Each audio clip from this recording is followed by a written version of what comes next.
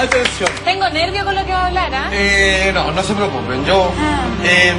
Hay que tomar los datos que vamos a ver a continuación, pasarlos por, ¿cómo decirlo? Un filtro, varios filtros, la verdad, y uno de ellos, fíjense que no está de más, que es la fe. Y obviamente pasarlo por una experiencia personal, un grado de conectividad personal respecto a cómo te han funcionado las cosas en tu vida. Solamente de ahí uno puede más o menos sacar una verdad, y siendo que eso probablemente no sea la verdad absoluta, sino una verdad que funciona para ciertas personas. ¿De qué estamos hablando? Que cercano a la época de Navidad, donde se celebra el nacimiento de Jesús, un hombre que fue llamado a sí mismo como la tercera parte de la Santa Trinidad, ¿cierto?, entre el Espíritu Santo, el Padre y el Hijo, que sería él, Jesús. Hay algunas personas, y hay documentales muy enfáticos al respecto, que al tratar de buscar una solución, han golpeado muy duro en la fe de ciertas personas, le han quitado la seguridad de la alfombra de la creencia cristiana. ¿Qué estoy diciendo? Que hay algunos que afirman que Jesús sería simplemente un instrumento inventado y no un personaje dentro de la historia real, verídico, sino que sería simplemente un símbolo que se salió de control y que finalmente hoy día está ubicado dentro de la línea del tiempo de la raza humana, pero que finalmente siempre era un simple condicionante o símbolo que terminó cobrando vida. Vamos para ello a revisar y vamos a hablar, porque aquí yo creo que hay opiniones variadas, pero yo creo que incluso lo importante, antes de, perdone que parta casi con una conclusión personal, lo importante no sé, porque yo no puedo saber si existió o no existió, pero lo importante no es ni uno ni otro, sino que hay algo con lo que me puedo topar a diario, que es la palabra de él. Y eso es irrefutable, digno de adoración, digno de alabanza y claramente un buen consejo para seguir todos los días del resto de tu vida. Vamos por favor con el famoso documental Saygues y su perspectiva respecto al comparativo de que la vida de Jesús estaría copiado a partir de otra deidad egipcia. Miren. Horus was born on December 25th of the Virgin Isis Mary. His birth was accompanied by a star in the east, and upon his birth he was adored by 3 kings. At the age of 12 he was a prodigal child teacher. At the age of 30, he was baptized by a figure known as Anup, and thus began his ministry. Horus had 12 disciples he traveled about with, performing miracles such as healing the sick and walking on water. Horus was known by many gestural names such as the Truth, the Light, God's Anointed Son, the Good Shepherd, the Lamb of God, and many others. After being betrayed by Typhon, Horus was crucified, buried for 3 days, and thus resurrected. O sea, es exactamente la vida y obra de Jesús. Exactamente, con y una muestra separación de una cantidad de años bastante pronunciada. Aquí altiramente comienzan a aflorar los clics de advertencia mental que te dicen así como ¡wow! Si ese que está ahí nació bajo las mismas condiciones y nació mucho antes, y que incluso nació dentro de un panteón de deidades donde Horus es uno entre varios dioses más encima, o sea, ni siquiera era monoteísta con la creencia de un solo dios, sino de varios, así como los galos, como los griegos, que tenían todo un panteón de dioses, o como el hinduismo, por ejemplo. Uno dice, chuta, uno se empieza a asustar porque ese hecho es irrefutable. Sin embargo, hay algo que hay que tomar en cuenta y que no es menor, y que, por ejemplo, yo que tengo una tendencia, por ejemplo, de creencia budista, sí puedo decir que, como él mismo se ha enseñado, es que el Buda que todos conocemos, al que nos referimos como Siddhartha, ¿cierto?, no es el primero, de hecho tampoco es el último, y él lo decía, es el cuarto dentro de una línea que, cuando ciertas condiciones son necesarias para criaturas como esta, que en la India son conocidos como avatar, Jesús es un avatar, es una representación de Dios encarnada en la tierra, nacen generalmente cuando momentos de mayor tribulación en las sociedades, en la época de la humanidad, y generalmente, mira qué curioso, nacen bajo las mismas condiciones, nacen bajo un escenario muy similar. No es, se repite de alguna manera la película porque el mensaje y el escenario de necesidad de que estas personas nazcan es exactamente el mismo. O sea, ha llegado al mismo nivel de decadencia y es necesario entrar a reparar con estos representantes de la divinidad.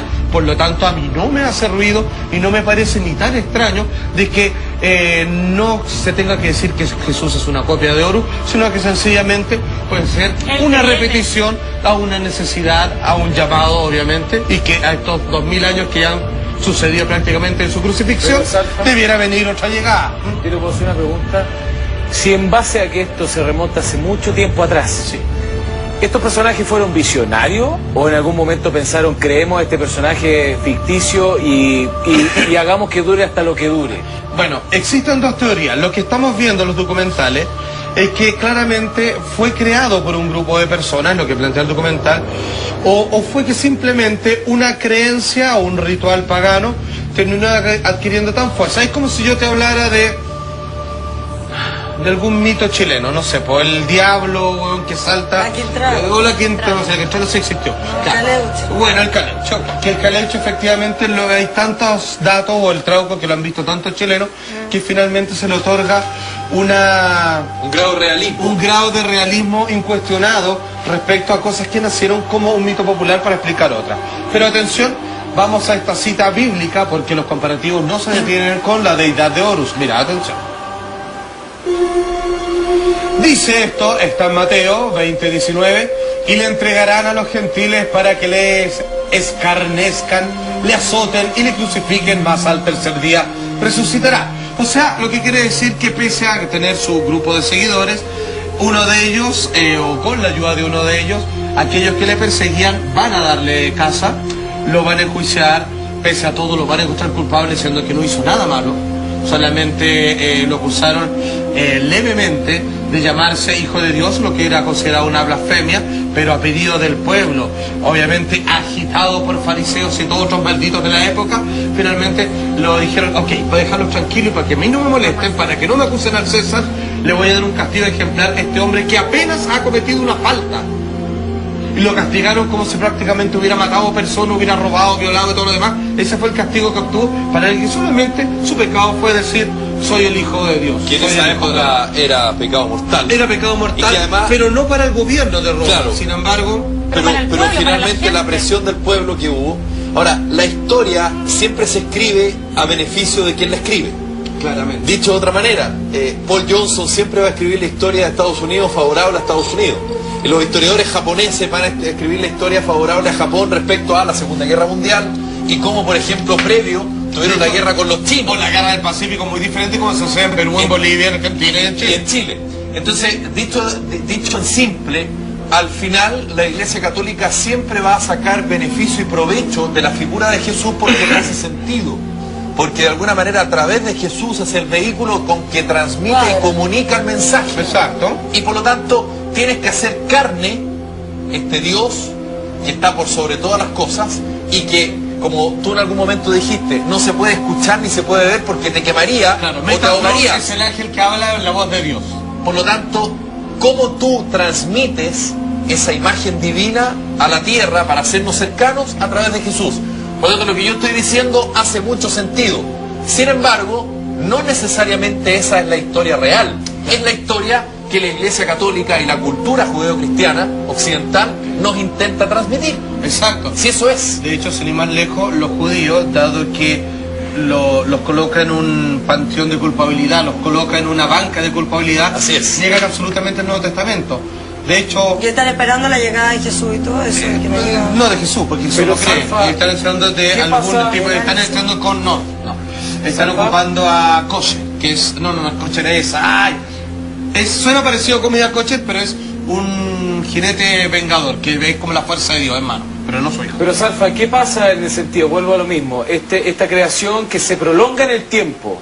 Y fueron... Pongamos que hay una información extra que ellos sabían que había que hacer esta simbología, había que hacer esta nomenclatura, hagan esta nomenclatura, un gallo así, carnifíquenlo así y tírenlo al mercado, como una marca. Pero claro, ¿dónde está el cuestionamiento que nosotros podemos llegar a tener a decir, ¿sabéis qué? Realmente al pasar de los tiempos, la gente se ha ido cuestionando, pero igual hay algo que se llama fe, que ha prevalecido también, que es algo muy emocional del alma. Que en eso cree la gente, que cree en sí mismo, que cree que hay... Porque yo también creo... Claro, perdón, déjame cerrar. Porque te hace sentido el mensaje que entrega Jesús. Porque Jesús fue el que transmitió sus árboles, continuar con lo que significa la Iglesia Católica. Mira, déjame por favor decir que yo creo que sí existe Jesús carnificado en la tierra, pero sí creo que el que lo potencia es uno, a través de la fe de lo que uno puede tener. Desde un buen obrar, desde un buen cuestionamiento de lo que tú te podías hacer. Es una cosa de sentir, no solamente que aparezca una cara nomás. Fíjate que, por ejemplo, estamos viendo la imagen, Jesús de Nazaret de Franco Sefirelli. Bueno, ese Jesús ya está establecido a través de La pintura investigaciones científicas. Se ha establecido que esa imagen de Jesús que siempre nos intentaron vender, y cuando digo nos intentaron vender me incluyo como católico, apostólico, romano, practicante que soy, bueno, físicamente no tenía nada que ver con el Jesús real. El Jesús real era de piel más oscura, más bajo, más cabezón, pelo crespo no largo, una barba mucho más tupida, la nariz no como la de ese Jesús que más que Jesús parece modelo, y ojos azules ni hablar. Entonces, claro, tú me puedes decir, es que es la manera de representar al Hijo de Dios en la tierra. Claro, pero me lo estás mostrando de una manera física muy distinta a lo real. Pero importa cómo sea. Pero la gran pregunta es al revés, claro. Pero la pregunta es al revés. ¿Por qué se intentó mostrarnos ese Jesús y no el Jesús de alguna manera más cercano a la realidad de lo que significaba el pueblo judío en esa época? Pero no tiene que ver, si tú lo miráis a una cosa mucho más actual y más real de que tú veis la publicidad, nada más que eso. Las mujeres que aparecen son mucho más lindas que todas nosotras, todo es distinto a la realidad. Entonces a mí me parece que tiene, entonces tú decís no tiene que ver con la nariz, el pelo. Entonces a mí me parece que tiene que ver con la fe, tiene que ver con lo que yo creo. A mí me importa si era rubio, si era moreno. Pero menos porque sabéis que ahí, algo de lo que tú dices, Juanjo, hay que aprender a separar las personas, sobre todo que son creyentes, a entender de que si quieren dar con la verdad, tienen que pegarle primero una lavadita a cómo es entregado los cánones estéticos de la historia, porque si yo quiero creer, de partida tengo que empezar a limpiarme de los clichés, obviamente, o de cómo son los formatos en que me entrega la información, porque claramente Jesús no puede haber sido así. De hecho voy a entregar un dato fehaciente, que los testigos de Jehová, que son estudiosos así como con ahínco de la Biblia, y a un producto quizá a mi parecer un poquito exagerado porque está literal, ellos toman escenas de otros momentos de la Biblia y hablan de Jesús, de la raza que nace, y habla, la Biblia lo dice, entre comillas, que debería ser literalmente fe. O sea, particularmente un tipo poco atractivo. Yo creo que eso va Juan José cuando dice el tema de la fe y todo, es que más allá de buscar la verdad y si efectivamente Jesús existió o no, si es que efectivamente hubo una Virgen María, si es que efectivamente existe o no Dios, o sea, la religión en sí se sustenta en base a la fe, que es no ver para creer, sino que creer sin ver absolutamente nada. Y es ahí donde tú recién vas a poder ver desde adentro. Pero eso se siente, eso yo creo que Felipe dio el clavo, y el que sabe decía, ¿uno cómo sabe cuando está frente a una verdad? Bueno, una verdad a la media, dijo él, necesita explicación. Una verdad que es verdad, toca acá y se siente igual que miel en los labios. Siente que hay una pequeña cosa que tú sabes que es verdad. Salfa, a mí me pasa, bueno, yo estudié parte de filosofía también. Toma, mira. O sea, yo soy psicopedagoga y dentro de la carrera... inteligente, además de guapa. Y dentro de la carrera estudiamos filosofía y hay un personaje que es Nietzsche que decía Dios ha muerto. Pese a lo que yo estudié de eso, pese a lo que yo escuché de eso, en el fondo mi corazón sentía lo contrario. ¿Por qué? Porque, como Juanjo lo dice también, la fe, independiente de que yo no tengo ninguna religión, solamente soy creyente, pero la fe para mí se siente, algo que se siente. Entonces, el personaje, lo que dice la maca, como sea físicamente, moreno, rubio, no sé, la imagen nunca la vamos a saber, pero al final de cuentas, la fe, esa cosa, tanto análisis, para mí en lo personal, no puedo contra lo que yo siento, ¿me entendés?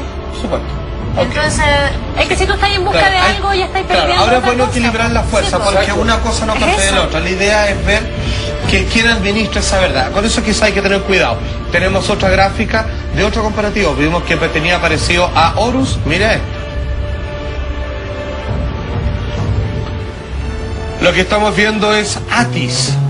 Nacimiento, 25 de diciembre, nacido de la Virgen Nana, crucificado, enterrado y resucitado el tercer día, denominado como Buen Pastor, el Supremo Dios y el Salvador.